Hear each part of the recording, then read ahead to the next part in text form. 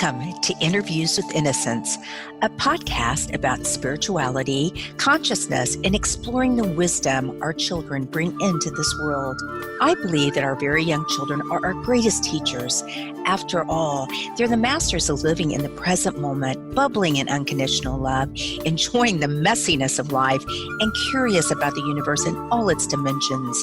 The pure essence that young children exhibit lives within all of us. My hope is that these interviews will help us discover, embrace, and connect with the sacred core of childhood that resides within each of our hearts. I am your host, Marla Hughes.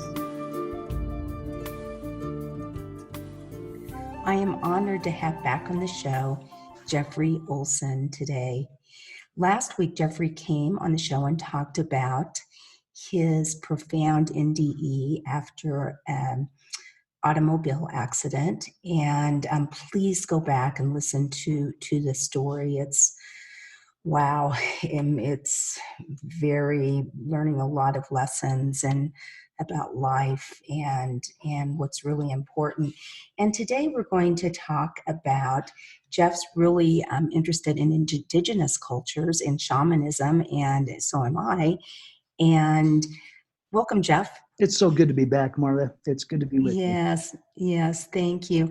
And before we dive into that subject area, we didn't touch upon, after your accident, the shared death experience with Dr. Jeff ODriscoll. And I actually interviewed Dr. Jeff about, just a couple weeks ago.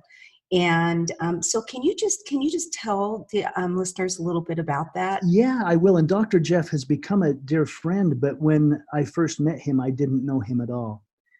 Dr. Jeff ODriscoll was one of the attending ER trauma docs when I was life flighted from my automobile accident to the hospital. And if you've listened or as review in the auto accident, both my wife and youngest son were killed instantly and passed away. Me and my oldest son survived. I was life flighted to a level 1 trauma center. And Dr. Jeff ODriscoll was one of the doctors there. He knew we were coming. He was not responsible for my care, which may be the very reason why he had the experience. But as they flew me into the hospital and I was brought to the trauma room, one of the nurses had a profound experience, and she had spoken to Jeff ODriscoll about some of the things, spiritual things that she had experienced in the ER, and they had shared some stories. And Dr. ODriscoll's book, Not Yet, shares many of his experiences as a 25-year veteran in a level 1 trauma center. But on this particular day, as they life flighted me in, the nurse ran and got him, and he said he was aware there had been a fatality. He knew that I was on the way to his trauma center. And the nurse said to him, Dr. ODriscoll, you've got to come to the trauma room. She's there.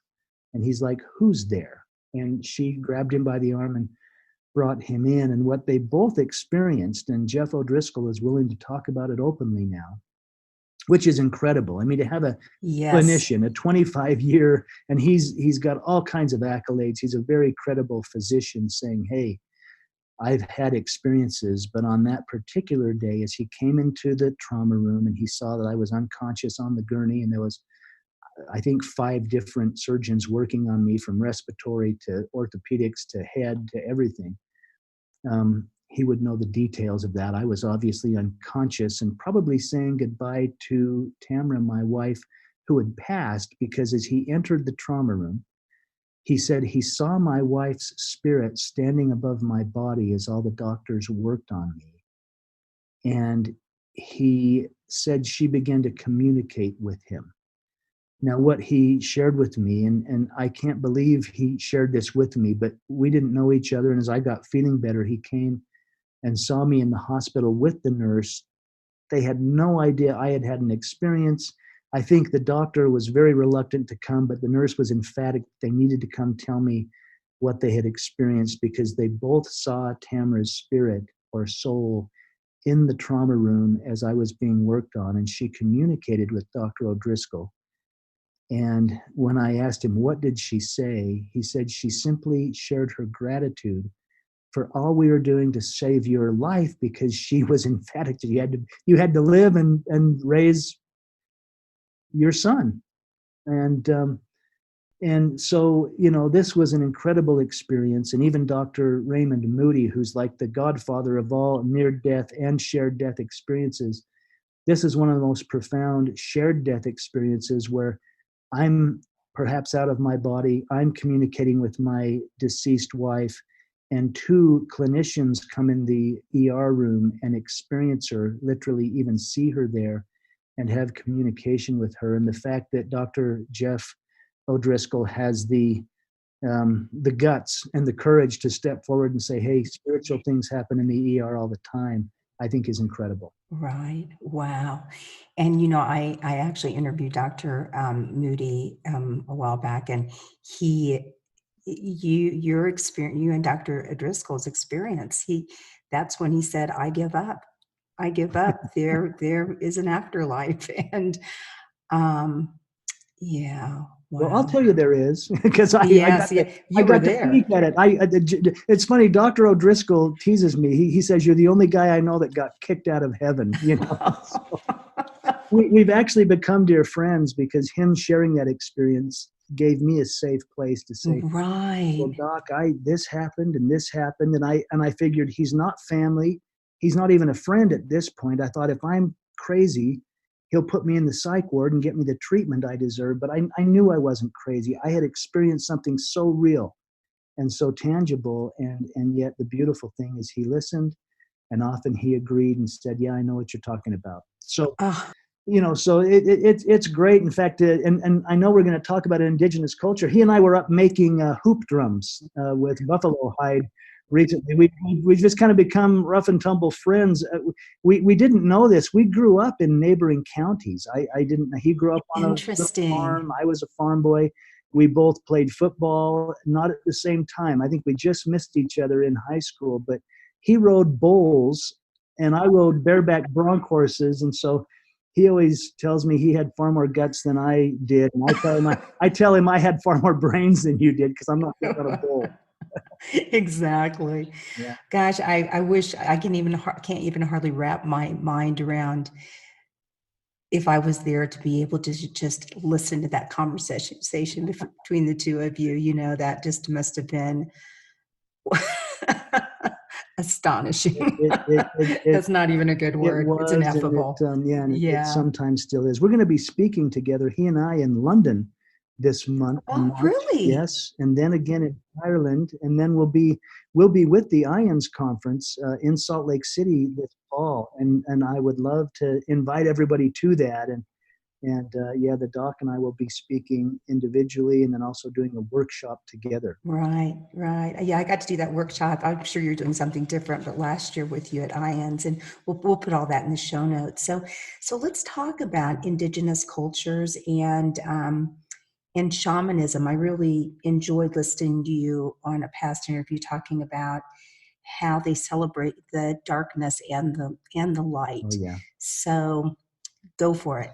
Well, I always give such long answers to your simple, poignant questions.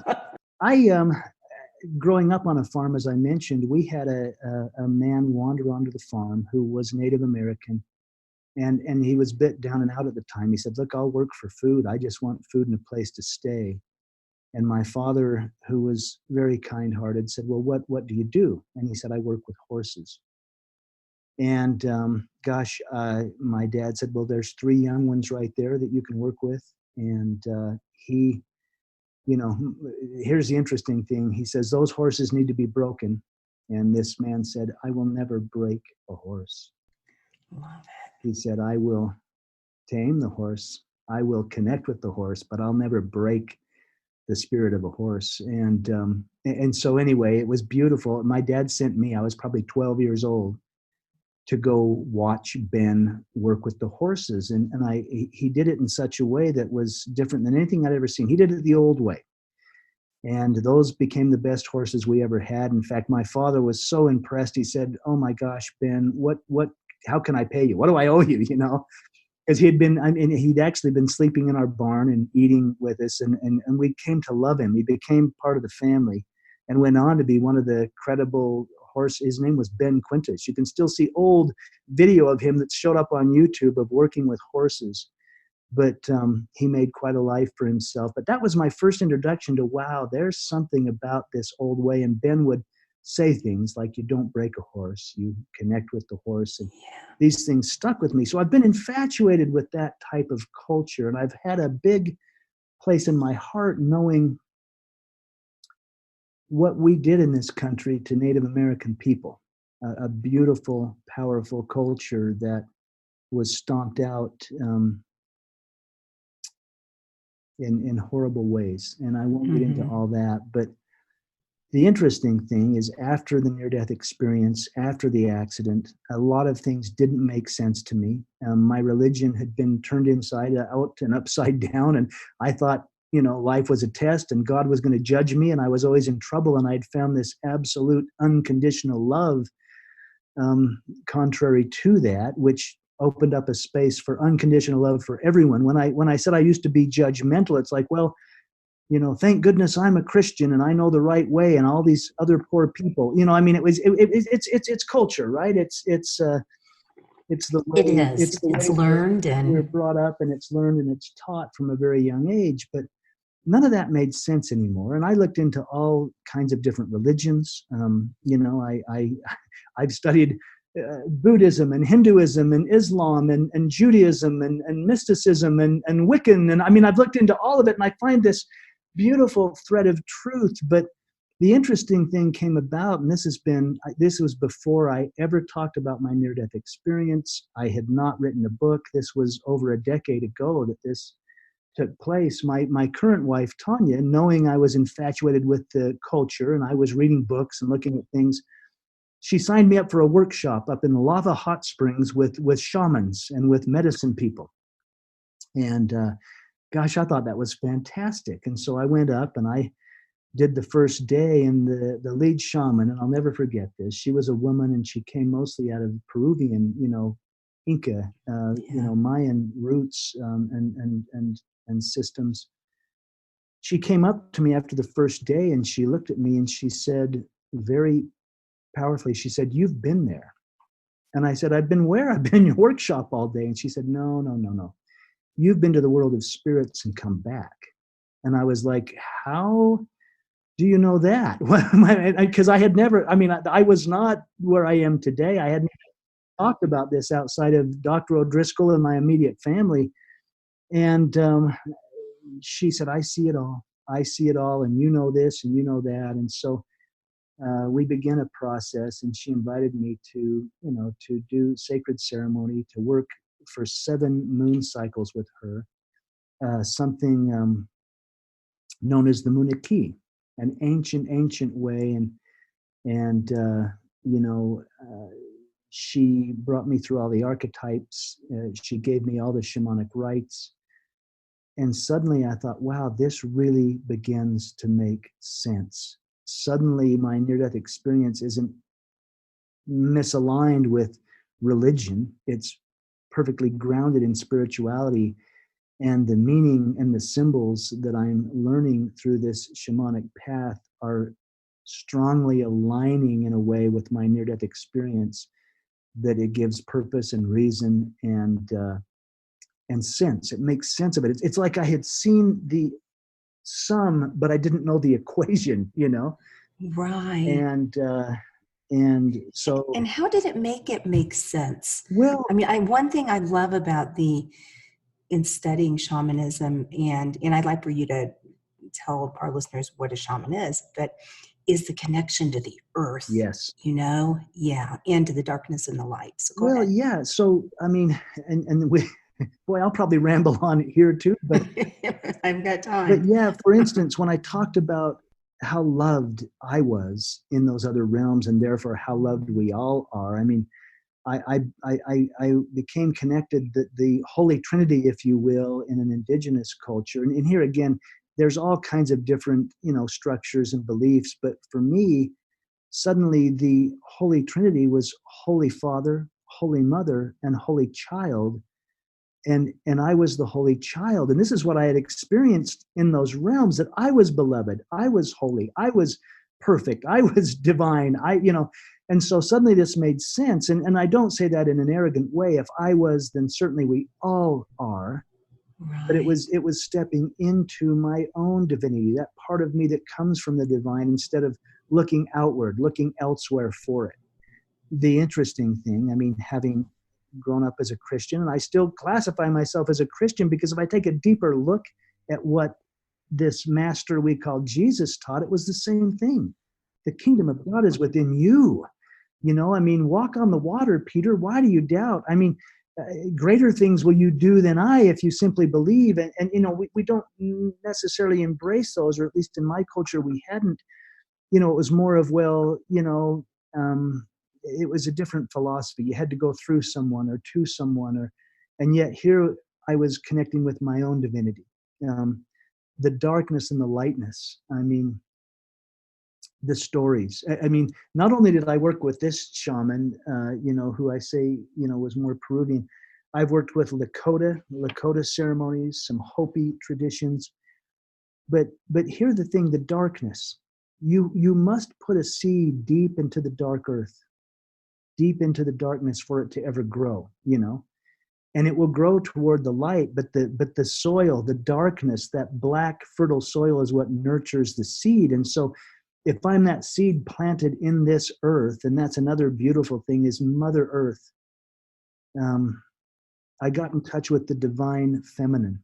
In fact, there was a story that we shared during this process about, as we chose, as eternal beings, as eternal beloved, what pieces of the divine creator, that it was Mother who said, I'll create an earth with you, a place, my child, if you must be away from all this love, that you'll have beautiful things to look at, beautiful food to eat, beautiful things to smell. In other words, if you're going to go in that realm, I want to provide an earth where you will never be amiss of my love for you. And And where was this? Was part of the teachings of this the. was part of the teachings. You're right. That makes like so much sense. Yeah, and so now when I do this is my therapy. I will go lay on the earth. I'll lay on the ground, whether that's the grass or the snow.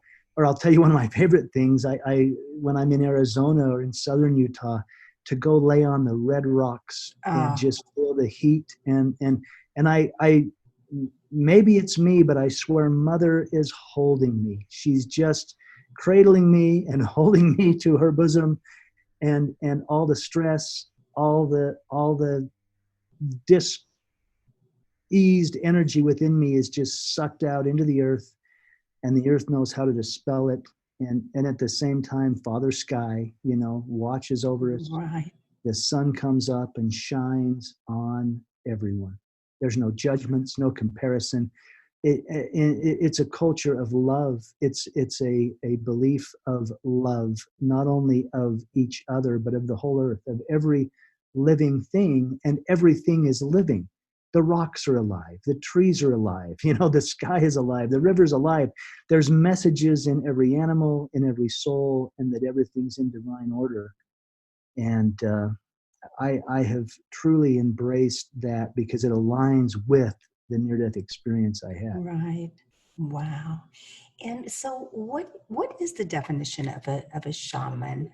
In a nutshell, a shaman is one that can play between the realms, between Right, this world right. and that world. And yet, as you get into it, you realize that a shaman, it's all one realm. There's not two Yeah. realms, it's one realm. It also means one that's been risen, one that has overcome, one that's risen, one that has elevated to the mesa, the high plateau, the high place. Which you have. I remember our conversation that she said you are a shaman. Yeah, If I yeah. She remember, she yeah. said, because you've already been in that realm, because Yes. you've already played through the realms, you are a shaman. She said, I'll Right. give you the rights. She As she gave me the rights, she said, you will be recognized in all cultures as a medicine man, as a shaman. And I thought, yeah, right. And I'm the whitest guy. It's like, yeah, I don't think that's, but I've been embraced in cultures and sweat lodges, and I it's one race, it's one Right. people. We're all Right. one, we're all connected, and that's this awakening that's coming. And I think we're going to get back to the ways of loving the earth, of honoring each other. I love in the indigenous cultures, particularly in North America, the status of a Native American leader or chief was based on how much they gave away, not on what they accumulated. Wow. Their honor was on their generosity, on their gratitude, and on their willingness to give, rather than hoarding up and storing up, and that's mine and this is yours. And I find it really fascinating too. I think I mentioned to you that I went to a plant medicine and holotropic breathing yes, retreat. And oh my gosh, the shamans, the singing, the smoke, I've just never experienced anything like that before. And just all the research out now about how plant medicine can, Johns Hopkins and all of these great universities, that they're really looking into how it can help, these things that are just plaguing the yeah. earth today, our youth, anxiety, depression, all of this. So I think, so do you want to just speak on that for a second? Sure. Yeah. I what I always say is they had it all figured out, and they had Yeah, learned it yeah, intuitively. They had learned it spiritually, and it's this is the heartbreak, is when European culture came in, and it's like, ooh, that's different. We got to, hmm, we're so afraid of anything that's different. Well, we got to stomp that out. We got to stop that. It's got to be our way. If you don't look or worship or do or believe like I do, then you must be wrong, and therefore I must conquer you. This is the problem, and we right, continue to do it. I mean, we still haven't learned our lesson. We will awaken, and I think when we do, we'll find that, wow, they had it all figured out hundreds, right, maybe thousands of years ago. And Munaki, which it actually translates or means love. It's one right. love. It's the oneness. It's the I love you and you love me and we are one. Something I'm really excited about is learning some of this about the ceremony. We did a lot of ceremonies at the plant retreat, of course, but the ceremonies and the rituals, are they, I mean, can you share something that someone could do at home, Oh, that you sure. love, that could just be more in touch with the earth, or something that you just really, that Yeah. helps you? Absolutely, I'll share that. And in fact, if anyone wants to look, there's a website. It's called Spirit Keeper Series. I do teach a series once a year. Oh, I only do it wow. for a small. I only take small groups. It's not like a big workshop. It's like a small group that comes together. But yeah, spiritkeeperseries.com. But a simple ceremony you can do at home is something I call a fire ceremony. This can be done with anything, even a candle, just a little fire, a little light. But I like the natural fire, and I usually light Hmm. a candle. I have a little fire pit behind the house that I'll go out and make a big fire. But you feed the chakras, or the archetypes within your body, by holding your hands up to the fire and bringing light in through your hands and breathing it into your heart, and literally activating what I call the healer's right. Or you could do this with anything intuitively that you have for healing, for enlightenment, for even if it's just inspiration. Right, I think I'm addicted to this. I'll sit and look at that fire till the coals burn down and they're just right. glowing and breathing. But there's something very earthy about that, where you realize the sun gives us life, and that fire is really a piece of the sun right here. It's the same burning fire, and Hmm. yet I'm that light. In the end, I'm that light, and I am that sparkle that only I can shine in this big bright universe. One verse, the universe, and I have my song to sing within that chorus, and we all do. But here again, I mean, you can see all the things that overlay. I find it interesting in Christianity that we worship Jesus and call him the light of the world, and yet in his own words he said, you're the light of the world. Shine. Why would you hide under a, I mean, I find so many parallels between the two that sometimes I just put religion aside and say it's spirituality, but I found deep spirituality and deep truth in the indigenous ways and the shamanic ways. And they probably have as many brands and styles as we do religion, if you will. How many Christian brands of religion are there? And and all religions. I mean, it's funny. I often laugh and say, well, Jesus was teaching Buddhism. If you read what he was, if you read what he was looking at, and yet true. Buddhism was maybe teaching Native Americanism. I don't, I mean, there's a deep spirituality that breeds love and connects us all, and connects us to everything. And I find it beautiful. And I think if you just peel back the covers a little bit on this and look at the deeper symbols rather than the rituals. Ritual and ceremony are important. Whatever the practice, whatever the belief system, the rituals are important. But I found great power in those, and I love to study what you can find about the indigenous and particularly Native American people. I was reading about Crazy Horse recently, and there wasn't a lot of written language, so a lot of this had to be translated. It was most of the things we have recorded. In fact, I was reading a book called Wisdom of the Native Americans, and it was the pleas of people like Chief Seattle and Chief Joseph, which his name wasn't Chief Joseph. It's interesting. His name, truly translated, was Thunder Rolling Over the Mountain.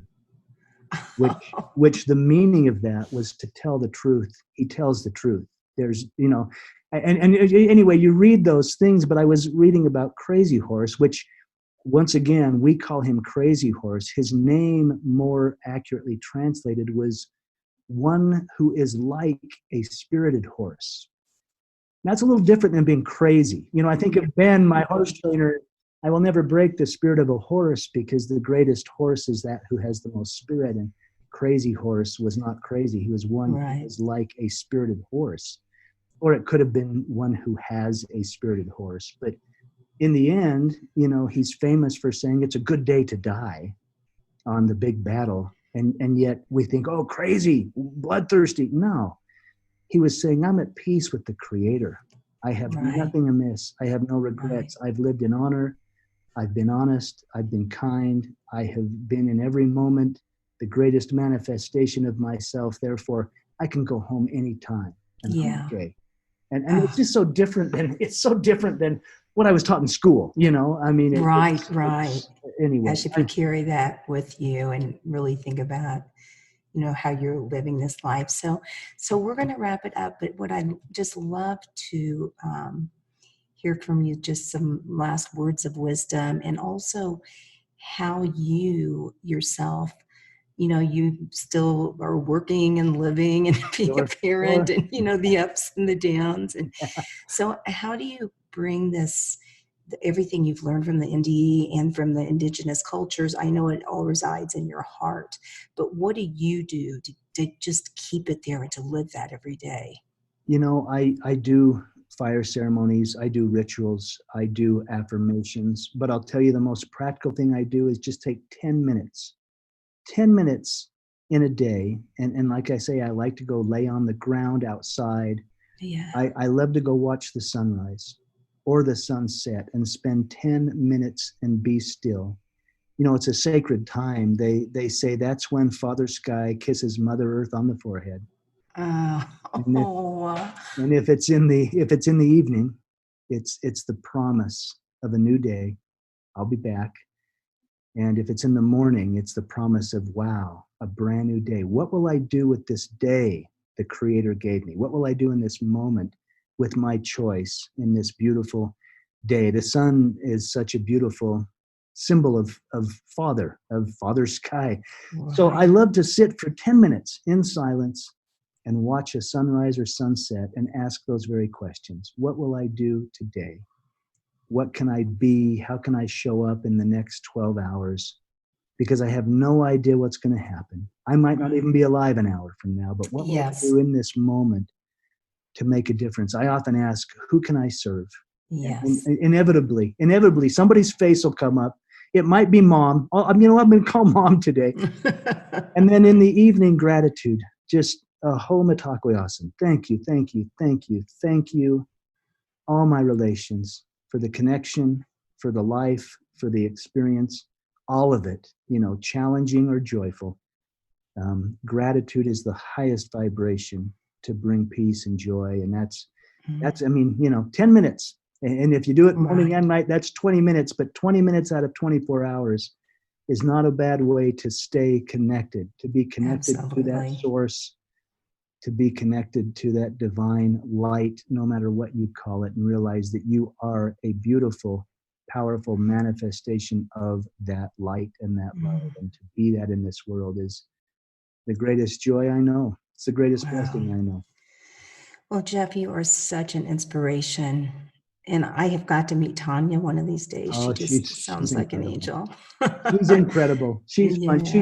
Tanya grew up Catholic in Minnesota, and then moved. Oh no! Then she moved to Oklahoma, where it was all Southern Baptist, and then she came to Utah, where it's predominantly Mormon. Mormon, and she says, Jeff, I've been going to hell my whole life.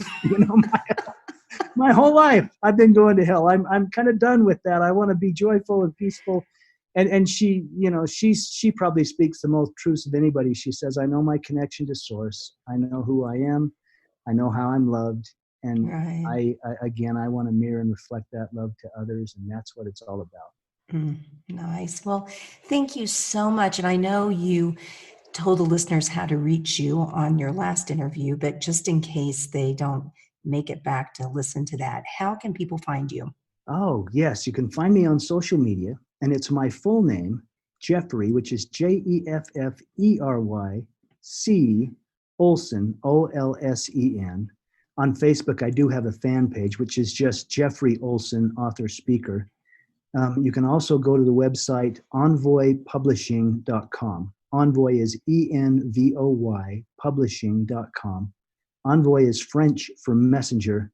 But also in this series, go to Spirit Keeper Series. Yes. SpiritKeeperSeries.com. And we teach that course together with, I teach it with two women here in Utah who, the one has Native American roots. The other one is a Kundalini yoga master.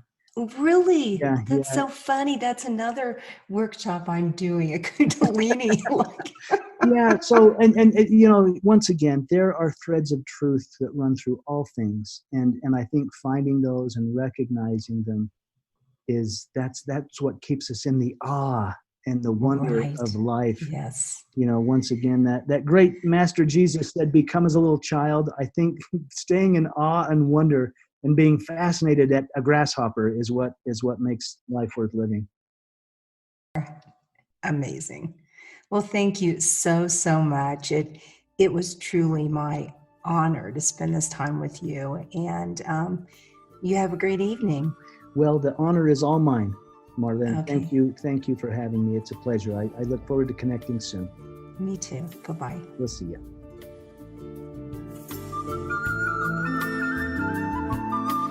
Thank you so much for listening in today. If you want to learn more about the show, you can find us at interviewswithinnocence.com and on Facebook or Instagram at Interviews with Innocence. Please write me a message, tell me what you liked, and let me know what else you would like to hear. I would love to hear from you. And if you liked what you heard, please leave us an iTunes rating and review. It helps other listeners find the show. Thank you.